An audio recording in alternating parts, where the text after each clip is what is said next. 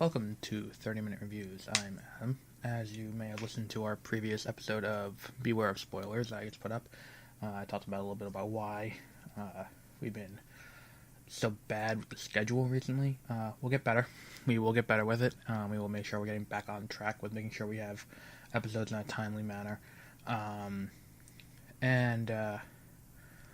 So here we go. This isn't going to be a real review episode. This is more of I wanted to address and get my voice out there on the matter about the Disney buyout of 20th Century Fox, because there's nothing at all about the coverage of this movie that isn't immensely frustrating to read,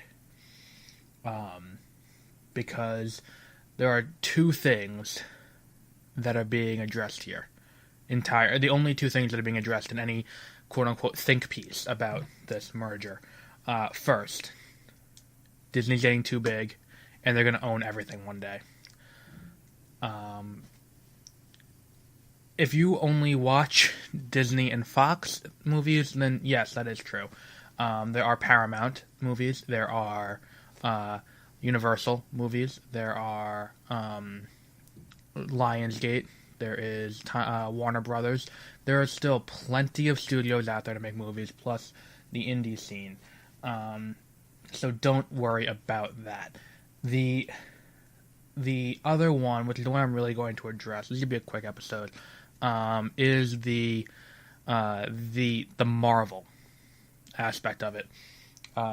Very publicly, Marvel has had a bit of an issue. Back in the 90s, they had to sell a bunch of their film rights to their stuff. So they sold Spider-Man off to Sony. They sold the Hulk off to Universal. And they sold off X-Men Fantastic Four to Fox. Now, this led to some really great movies. This led to the X-Men and then X-Men 2. It led to Spider-Man and Spider-Man 2. And it's led to a great number of really shitty movies, like X-Men Apocalypse, X-Men Origins Wolverine, The Wolverine, Spider-Man 3, Amazing Spider-Man 1, Amazing Spider-Man 2. Back in 2015, it was announced that Sony would be not merging, they would be splitting the rights to Spider-Man, where both Marvel and Sony could use him as wanted. Marvel would produce Spider-Man standalone movies. The rest of the Spider-Verse would stay going fucking off with Sony. So it was a little bit of a complex thing, but it worked out for the best for both companies. Now, Fox is planning on going and selling that off so we can focus on news and sports, which are the two most profitable divisions. And people are freaking out over the possibility of Marvel getting their hands on the X-Men characters and on the X-Men characters and on the really that's it, because no one seems to be as upset about them getting back Fantastic Four, because that's probably the best thing to come out of this, that they're getting back Fantastic Four. They're also going to get to play with a great number of characters they couldn't before. They'd have Doctor Doom, they'd have a Nihilist, they'd have the Skrulls in their entirety, which could vastly impact the way they do Captain Marvel if this is done soon enough, or if they were smart, they had two scripts prepared, one for if the merger went through, one if they didn't, because the Skrulls are going to be the villains there. But there are so many things that they now are open to with this merger when it goes through next week. But people are very upset about the X-Men. And let me just go through a few of the complaints and say why you should shut the hell up about it. Number one, people are concerned they're going to recast Hugh Jackman. Number one, let's start out with the obvious. Hugh Jackman said he'd be willing to reprise his role as Wolverine in the event that it was in something to do with the Avengers. That notwithstanding, if he doesn't come back and they decide to recast, what's the big fucking deal if they recast Wolverine? Let's just take a minute and go through the number of characters people who have worn the cowl for Batman in live action, okay? In mainstream live action movies. Adam West, This is not including the serial. I have a serial on DVD. I don't remember the name of the actor who played him there. But we have Adam West, who played him in the 1966 TV show. We have Michael Keaton, Val Kilmer, George Clooney, Christian Bale, and now Ben Affleck. And there's a possibility that Ben Affleck will be replaced with John Hamm in the next Batman movie. So each time there's a little bit of hoopla that goes around with it, and that's it.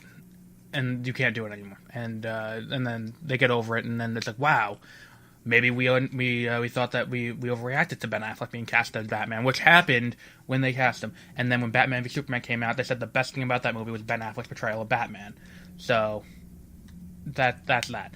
Number one. Number two, let's look at other things, maybe not superhero related, that have recast 90 billion times. What about James Bond? What about Doctor Who? Every time this happens, there's always some people who are like, oh, I hate this version of the character.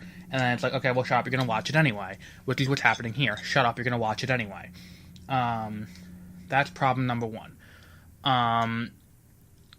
So really, you just have to get over it if you're upset about them possibly recasting Logan.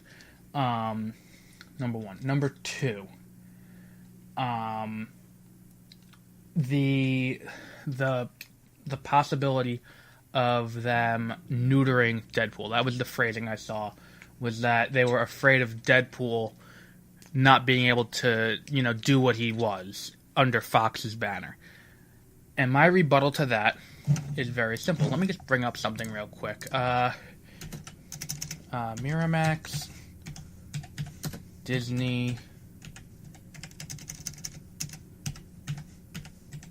movies. Let's see. I want to see a list of movies made by Miramax that were also made by Disney. So Disney owned Miramax from 93 to 2010. So there were a great number of movies that came out in this time frame. So 93. So let's take a look at what they had that was rated. They did have a few rated R movies, I seem to recall. Maybe I'm wrong. Maybe that was with Weinstein. No, they definitely did.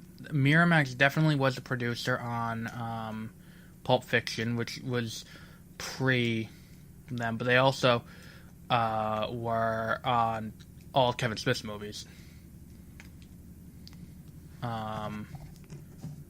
That's why I was on Miramax Family's page, which are only the comedy movies. Now that said, I'm not saying that Miramax is probably the greatest example, considering they were affiliated with Harvey Weinstein for a time, which you can't really do now.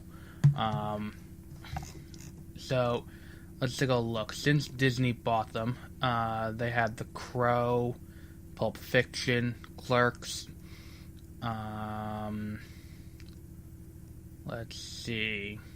I'm looking at movies that I can recognize the title of. Oh, Kids. That's a great family-friendly movie without anything bad in it. Jane Eyre. Yeah, I think it's just like there are so many movies that they've made that were rated R that were, I'm not saying even produced. They were produced by Miramax, not just distributed. So if you look at like Chasing Amy, that movie was co-produced by View Askew. So they've also produced that. Jackie Brown. They did a great number of Quentin Tarantino's movies. And this was all while they were under Disney's banner. Disney owned them at the time. So if they really wanted to do X-Men, or they wanted to do Deadpool, or something like that, they can keep the R rating, do it under the banner of 20th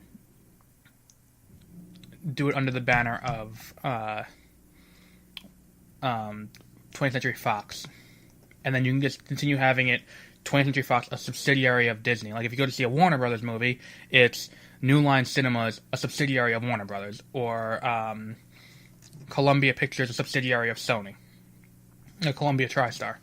Like that, people don't get that, I don't think, and that's if Deadpool continues to make a lot of money, and if Deadpool 2 isn't the raging dumpster fire that I'm anticipating it to be, then they're not going to get rid of Deadpool in any way, shape, or form, because that is a billion-dollar franchise right there that they can continue making, and they can continue milking until you'll get tired of it. Now, the third issue people have been having with this, the issue around the Maximoff twins. The Maximoff twins, Wanda and Pietro, or Peter, as they call him in, what's it called, in the X-Men movies, because he's not Pietro Maximoff, Eastern European. He is Peter Maximoff, a scrawny little white kid from right outside of DC. Now that, and therein lies my problem with the controversy around this. See, people had a problem when Age of Ultron came out, and I think it was really more they were trying to find a problem with it because it was not X-Men. The X-Men had a lot of points when it came to certain interest groups, because of its portrayal of and the allegory the X-Men is for the gay rights movement, with coming out as mutant being the allegory for coming out of the closet. Now, because of that, they had a lot of support. They introduced Quicksilver in Days of Future Past, and then the next year they introduced Quicksilver in Age of Ultron. He was killed off pretty quick. When Age of Ultron came out, there was a lot of outcry about, number one, the fact that the Maximoff twins had aligned themselves with Hydra, which is a Nazi organization. Number one, if you watched Captain America, and I'm not saying you have to watch Agents of S.H.I.E.L.D. like I did to be able to say that Hydra's not a Nazi organization. Hydra has always been about the quest for power. I'm not saying just in the comics, I'm saying in the movies too. In the movies, Hydra is about obtaining power not from this world to rule the world. The goal of Red Skull was not to be Hitler. It was to use Hitler, move past him, and become more powerful than Hitler. That was his plan. Okay? In the movie, there's no racial extermination that's voiced by Red Skull. So, saying that's a Nazi organization just because it was World War II at the time that they made their first appearance in the movies is a little bit ridiculous. Now, that said, if we're going to go into the true canon of the Marvel Cinematic Universe, Hydra has been around since the 1700s, as evidenced by Agents of S.H.I.E.L.D., when they had the monolith that took people to the planet where they hid Hive. That there was a scene early on where in the 1700s they were trying to appease the god on the other side of the monolith. So if we want to take a minute and really step back, you can't say, I want to pick and choose what's canon. That's not how it works. It's either all canon or it's not. You can't say, well, some parts of Agents of S.H.I.E.L.D. are canon. I like some of it, so I'll count that. But other parts I don't count because it doesn't fit the narrative I have in my head. You have to accept it as it is, or don't accept it at all. So, that's problem number one. That's the thing. Then, number two, the thing was, they whitewashed the two of them by casting Elizabeth Olsen and Aaron Taylor Johnson as them. And my response to that is, I'm confused as to how that's considered whitewashing when really the complaint was they didn't keep their origin intact. It's like they're not related to Maximoff because they're not related to Magneto.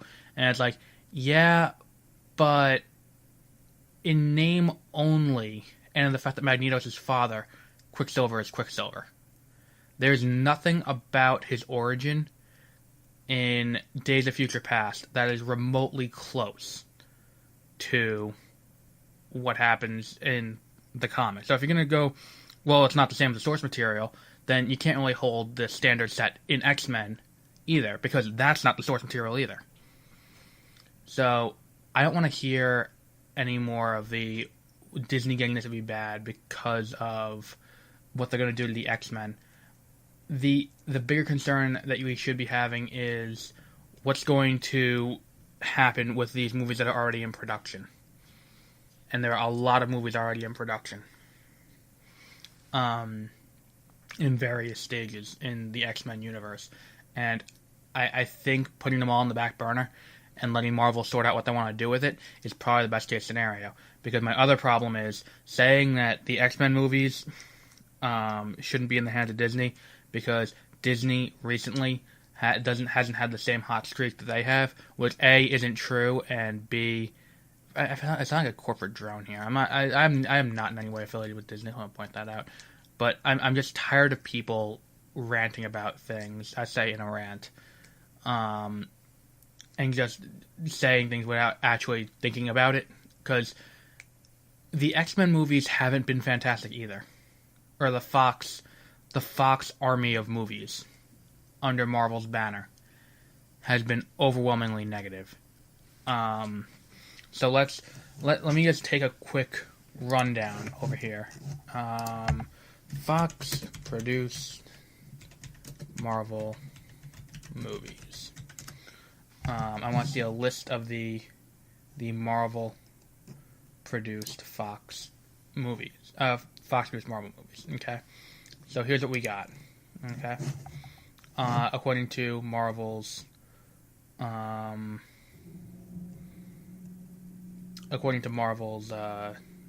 page, the Marvel Wikia. So, of these movies, here's what we have. We have X-Men and X-Men 2. Both are fantastic. Not going to take that away from them. X-Men Origins Wolverine. Terrible. X-Men First Class. Great. So, 3 and 1. Wolverine, not great. 3 and 2. Days of Future Past, 4 and 2. Deadpool, I'm in the minority here. Don't like Deadpool. Not a big fan of Deadpool. So 4 and 3. Apocalypse, 4 and 4. So they're at 500 for X-Men movies. And then I don't know, 5 and 4. They're a little over just over 500 with X-Men movies. Then the New Mutants looks terrible. Dark Phoenix doesn't look like they're fixing any of the problems they had with either The Last Stand or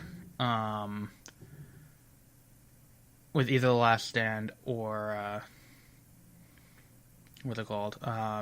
Or Apocalypse. Gambit, I have very little faith will be good, and X-Force maybe will be good. Fantastic Four, the 2014 one, terrible. Daredevil, terrible. Elektra, terrible. Fantastic Four and Rise of the Silver Surfer, terrible. So if you look, 1, 2, 3, 4, 5, 6. I'll give you Deadpool. 6. 6 of the movies out of 4, 5, 6, 7. They're 6 and 7. 6 good, 7 bad. Daredevil, we've already seen. We've seen what happens when Marvel gets back some of the rights. Because Marvel got back Daredevil and Elektra, and then we get Daredevil, the TV show, and we see that that's fantastic. And that, I want to see them attempt that with the Fantastic Four and with the X-Men. I think that's worth a shot to see what happens. If it doesn't work out the first time, it doesn't work out. You know what you do then? It's easy. You go to Fox, who's now a subsidiary. You say, make your own movie. That's it. Easy as that. The other thing people don't really appreciate about this whole deal is the possibility of getting back the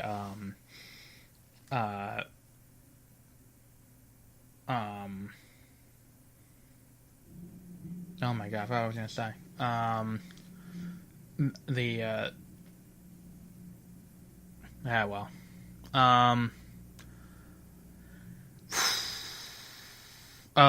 Star Wars. We're gonna get back Star Wars, the original cuts are gonna be able to be re-released without all the stupid added scenes from George Lucas's true vision of the movie, which I know saying that sounds really dickish of me, but really, did he add anything to any of those movies that was, like, needed, necessary, and doesn't detract from the overall movie as a whole when you have them?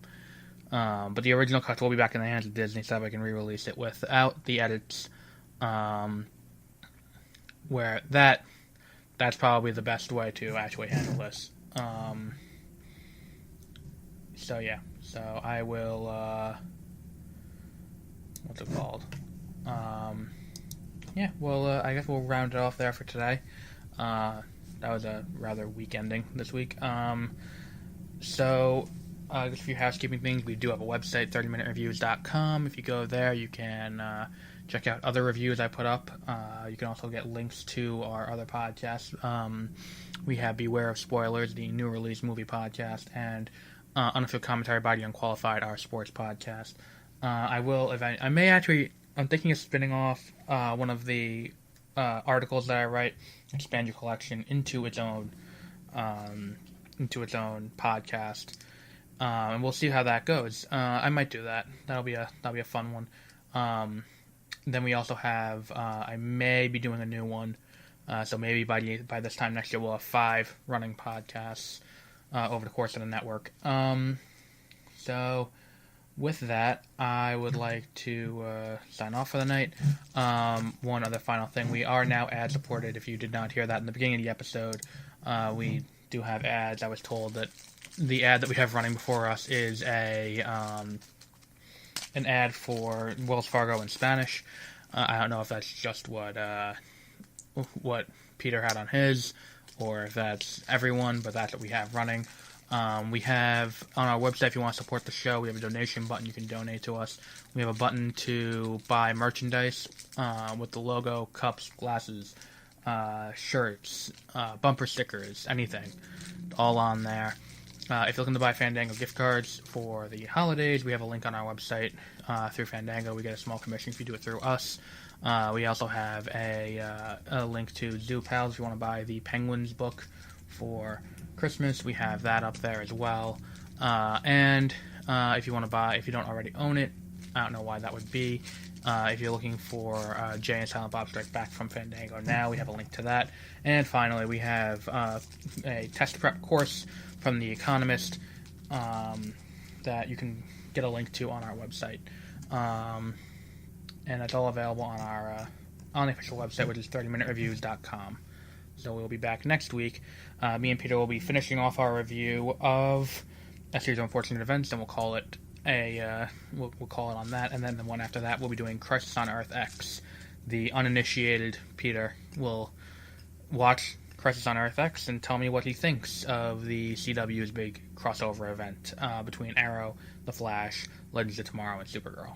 And that'll be the week after. So we'll be back with those.